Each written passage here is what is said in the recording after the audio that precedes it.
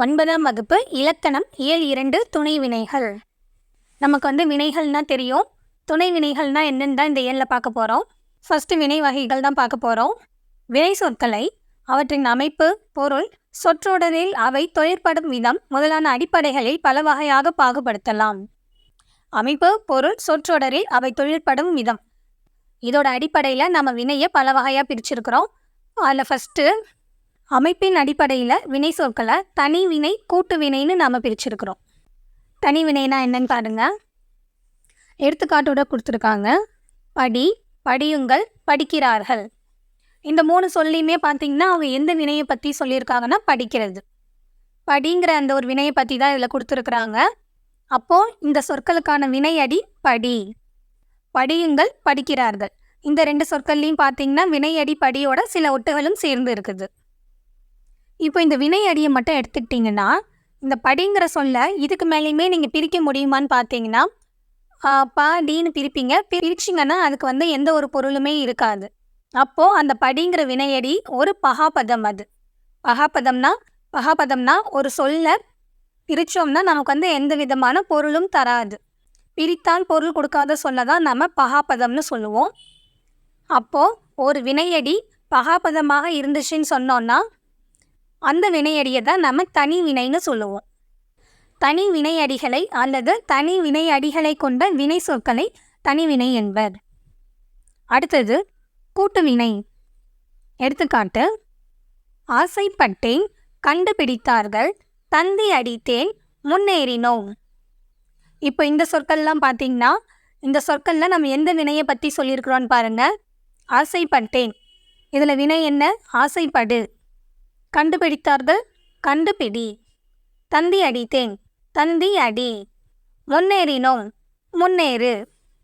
இதெல்லாம் தான் பார்த்தீங்கன்னா இந்த சொற்களுக்கான வினையடிகள். இந்த வினையடிகளை இதுக்கு மேலேயும் பிரிக்க முடியுதான்னு பாருங்கள். ஆசைப்படு பிரிச்சிங்கன்னா ஆசை ப்ளஸ் படுன்னு பிரிக்கலாம். அப்போ ஆசைங்கிற அந்த சொல்லுக்கும் பொருள் இருக்குது, படுங்கிற சொல்லுக்கும் பொருள் இருக்குது. அதே மாதிரி கண்டுபிடி, இதை பிரிச்சிங்கன்னா கண்டு ப்ளஸ் பிடி. இந்த 2 சொற்களுக்குமே பொருள் இருக்குது. தந்தி அடி, தந்தி ப்ளஸ் அடி. அப்போ இதுவுமே பொருள் தரக்கூடிய சொல்லாக பிரிக்க முடியும். முன்னேறு, முன் ப்ளஸ் ஏறு. இந்த எல்லா சொற்கள்லையுமே பார்த்தீங்கன்னா உங்களுக்கு பிரித்தா பொருள் தருது. அப்போது இந்த மாதிரியான சொற்களை பகுபதம்னு சொல்லணும். அப்போது ஒரு வினையடி பகுபதமாக இருந்துச்சுன்னு சொன்னால் அந்த வினையடிக்கு பேர் தான் கூட்டு வினை. கூட்டு வினையடிகளை கொண்ட வினை சொற்களை கூட்டு வினை என்பர். இந்த கூட்டு வினைகளை 3 வகையாக பிரிச்சிருக்கிறாங்க. எப்படின்னு பாருங்க. ஃபஸ்ட்டு பெயர் ப்ளஸ் வினை. எப்படி? தந்தி ப்ளஸ் அடி. தந்திங்கிறது ஒரு பெயர் சொல், அடிங்கிறது ஒரு வினை சொல். இது ரெண்டுமே சேரும்போது தந்தி அடின்னு நமக்கு ஒரு வினை சொல் கிடைக்கிது. அதே மாதிரி ஆணை ப்ளஸ் இடு, கேள்வி ப்ளஸ் படு. இதில் ஆணை, கேள்விங்கிறதுலாம் பெயர் சொல், இடு, படுங்கிறது வினை சொல். அப்போது ஒரு பெயர் சொல்லும் ஒரு வினை சொல்லும் சேர்ந்து கிடைக்கிறது ஒரு வினை சொல்லாக இருக்குது. இது கூட்டு வினை. அடுத்தது வினை ப்ளஸ் வினைக்கான எடுத்துக்காட்டு: கண்டு ப்ளஸ் பிடி, சுட்டி ப்ளஸ் காட்டு, சொல்லி ப்ளஸ் கொடு. இதில் கண்டு, சுட்டி, சொல்லி இது 3மே பார்த்திங்கன்னா வினை சொல். அதே மாதிரி இரண்டாவதாக இருக்கக்கூடிய பிடி, காட்டு, கொடு இதுவும் 3மே கூட வினை சொல் தான். அப்போ ஒரு வினை சொல்லும் இன்னொரு வினை சொல்லும் சேர்ந்து நமக்கு கிடைக்கக்கூடிய அந்த ஒரு வினை சொல் கூட்டு வினையாக அமைஞ்சிருக்கு. மூன்றாவதா ஒரு இடை சொல்லும் வினை சொல்லும் சேர்ந்து எப்படி வினை சொல்லாக கிடச்சிருக்குன்னு பாருங்கள். முன் ப்ளஸ் ஏறு, பின் ப்ளஸ் பற்று, கீழ் ப்ளஸ் இறங்கு. இதில் முன், பின், கீழுங்கிறது இடை சொற்கள், ஏறு, பற்று, இறங்குங்கிறது வினை சொற்கள். அப்போது நமக்கு என்ன கிடச்சிருக்குன்னா ஒரு கூட்டு வினை கிடச்சிருக்கு. இதுலேயே வினை வகைகள்னு எடுத்துக்கிட்டிங்கன்னா அமைப்பு, பொருள், சொற்றொடரில் அவை தொழிற்படும் விதம் இதை பொறுத்து நம்ம பல வகையாக பிரிச்சிருக்கிறோம். அதில் அமைப்பை பொறுத்து நம்ம 2 விதமாக பிரிச்சிருக்கிறோம். ஒன்று தனி வினை, இன்னொன்று கூட்டு வினை. தனி வினைங்கிறது கொடுத்துருக்கிற சொல்லோட வினையடி என்னன்னு பார்க்குறீங்க. அந்த வினையடி பகாபதமாக இருக்கான்னு பார்க்குறீங்க. பகாபதம்னா அந்த சொல்லை நீங்கள் மேலும் பிரிச்சிங்கன்னா உங்களுக்கு பொருள் தரக்கூடாது, அதுதான் பகாபதம். அப்போது ஒரு வினையடி பகாபதமாக இருந்துச்சுன்னா அது தனி வினை. அதுவே ஒரு கொடுத்துருக்க சொல் இருக்குது, அதற்கான வினையடி என்னன்னு தெரிஞ்சுக்கிறீங்க. அந்த வினையடி பகுபதமாக இருக்குது, அதாவது அந்த சொல்லை நீங்கள் பிரிச்சிங்கன்னா உங்களுக்கு பொருள் தருது. அப்போது ஒரு வினையடி அப்போ ஒரு வினையடி பகுபதமாக இருந்துச்சுன்னா அதுதான் கூட்டு வினை. இந்த கூட்டு வினையை மேலும் 3 விதமாக பிரிச்சிருக்கிறாங்க.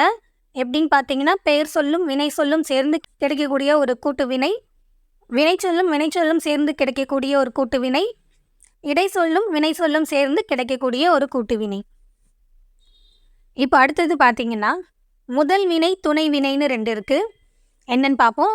அதற்கான எடுத்துக்காட்டு: நான் படம் பார்த்தேன், கண்ணன் போவதை பார்த்தேன். இந்த 2துலையுமே பார்த்தீங்கன்னா, இதில் எந்த வினையை பற்றி சொல்லியிருக்காங்கன்னா, பார்த்தேங்கிறத பற்றி சொல்லியிருக்கிறாங்க. இந்த 2துலையுமே பார்த்தீங்கன்னா, முதல் தொடரில் பார் அப்படிங்கிற அந்த ஒரு வினையை பற்றி சொல்லியிருக்காங்க. 2வதுலேயும் பார்த்தீங்கன்னா, போங்கிற ஒரு வினை இருக்குது, பார்த்தேங்கிற வினை இருக்குது. 2துலையுமே அந்த பாருங்கிற அந்த வினை எதை குறிக்குதுன்னு பார்த்தீங்கன்னா, கண்ணால் நம்ம ஒரு விஷயத்தை பார்க்குறோம், அதை தான் குறிக்குது. பாருங்கிற ஒரு வினை கண்ணால் பார்க்குறது தான் அதோட அடிப்படையான பொருள். அந்த அடிப்படையான பொருள் என்னவோ அதை தான் இந்த இடத்துல குறிக்குது. இதுவே இந்த எடுத்துக்காட்டை பாருங்க. ஓட பார்த்தேன், எழுதி பார்த்தாள். இதில் என்னென்ன வினை சொற்கள் இருக்குன்னு பார்த்தீங்கன்னா, ஓடுறதுங்கிறது ஒரு வினை, பார்க்குறதுங்கிறது ஒரு வினை, எழுதுறதுங்கிறது ஒரு வினை, பார்க்குறதுங்கிறது ஒரு வினை. இந்த 2துலேயும் பார்த்தீங்கன்னா, பாருன்னு வந்திருக்கக்கூடிய அந்த வினை கண்ணால் பார்த்தோங்கிற அந்த பொருளை நமக்கு கொடுக்கல. ஓட பார்த்தேன்னு சொல்லும்போது, நான் ஓட பார்த்தேன், ஓட ட்ரை பண்ணேன், ஓட முயற்சி பண்ணேன். அப்போ பார்த்தேங்கிறது இந்த இடத்துல முயற்சிங்கிற அந்த ஒரு பொருளை கொடுத்துருக்குது. அதே மாதிரி எழுதி பார்த்தாள், எழுதி பார்த்தால்னா இந்த இடத்துல பாருங்கிறது கண்ணால் பார்த்தேங்கிற அந்த பொருளை கொடுக்கல. நம்ம எப்போ எழுதி பார்ப்போம்? நம்ம படித்த ஒரு விஷயம் நமக்கு ஞாபகம் இருக்கான்னு தெரிஞ்சுக்கிறதுக்கு நம்ம எழுதி பார்க்குறோம். அப்போ எழுதி பார்த்தாங்கிறது இந்த இடத்துல பாருங்கிறது சோதித்து அறிதல் என்னும் பொருளை தருகிறது. அப்போ ஓட பார்த்தேன், எழுதி பார்த்தாள். இந்த தொடரில் இருக்கக்கூடிய வினை கூட்டு வினையாக இருக்குது. ஓடுங்கிறது ஒரு வினை, பாருங்கிறது ஒரு வினை. அப்போ 2 வினையும் சேர்ந்து இங்கே கூட்டு வினையாக அமைஞ்சிருக்கு. எழுதுங்கிறது ஒரு வினை, பாருங்கிறது ஒரு வினை, இதுவும் கூட்டு வினையாக அமைஞ்சிருக்கு. இந்த கூட்டு வினைகளில் பார்த்தீங்கன்னா, முதல் உறுப்பு ஓட, எழுதி. இந்த 2 முதல் உறுப்புமே பார்த்தீங்கன்னா அந்த சொல்லுக்கான அடிப்படை பொருளை தான் கொடுத்துருக்கு. ஆனால் இந்த கூட்டு வினையில் இருக்கக்கூடிய 2வது உறுப்பான பாருங்கிறது அந்த சொல்லுக்கான அடிப்படை பொருளை தராமல் அந்த முதல் உறுப்பு என்ன பொருளை கொடுக்குதோ அதுக்கு துணையாக இருந்து நமக்கு வேற ஒரு பொருளை கொடுத்துருக்கு. கவனிங்க, ஒரு கூட்டு வினையின் முதல் உறுப்பாக தன் அடிப்படை பொருளை தரும் வினை முதல் வினை. முதல் உறுப்பாக இருக்கும், அந்த சொல்லுக்கான பொருள் என்னவோ அந்த பொருளையே கொடுக்கறது தான் முதல் வினை.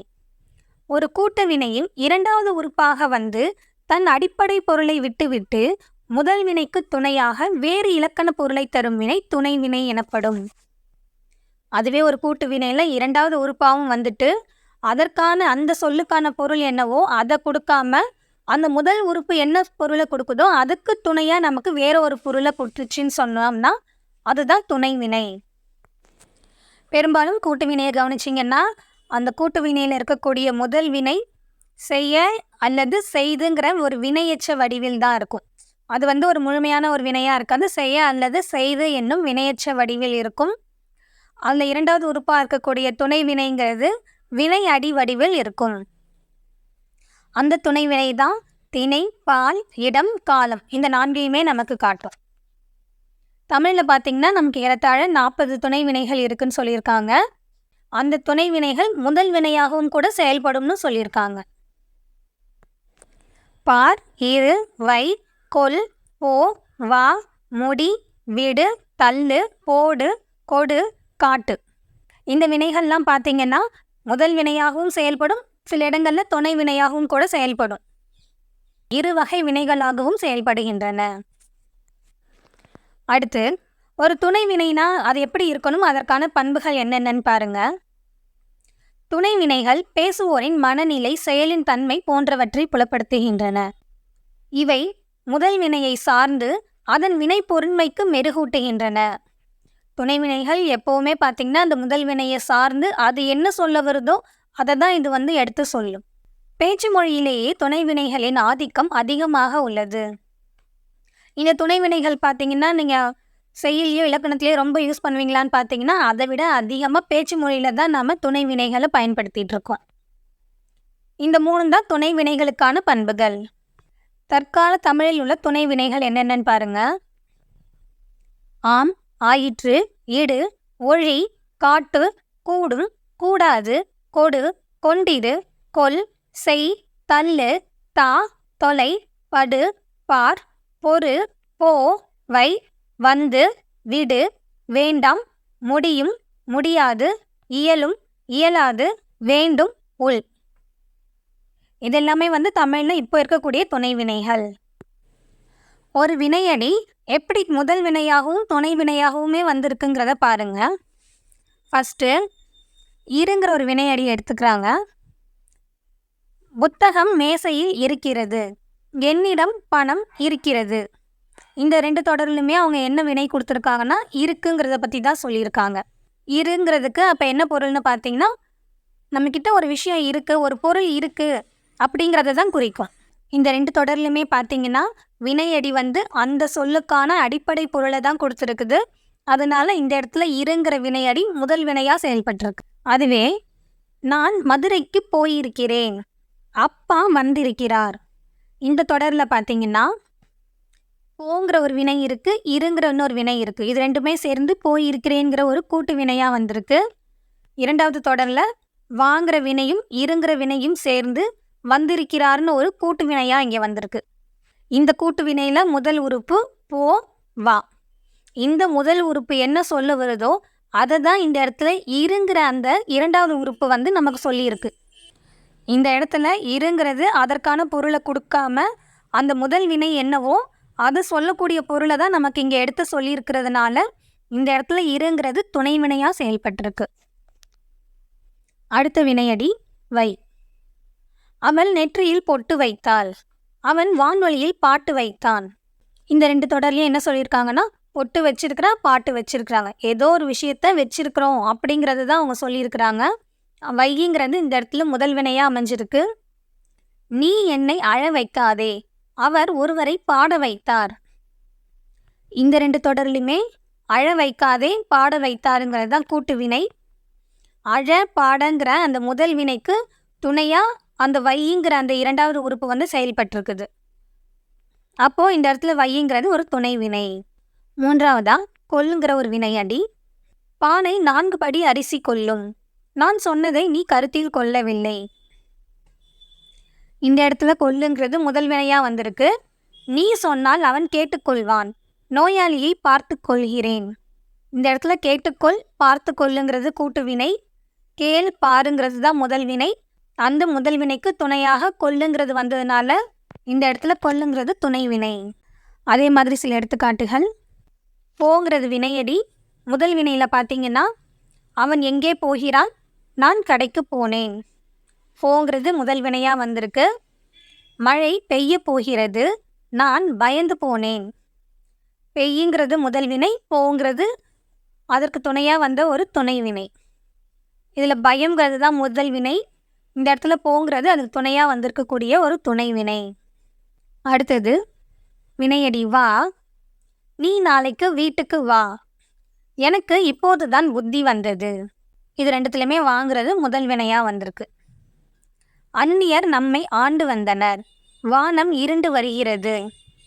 ஆண்டு வந்தனர், இருண்டு வருகிறதுங்கிறது கூட்டு வினை. இந்த இடத்துல வாங்கிறது துணை வினையாக வந்திருக்கு.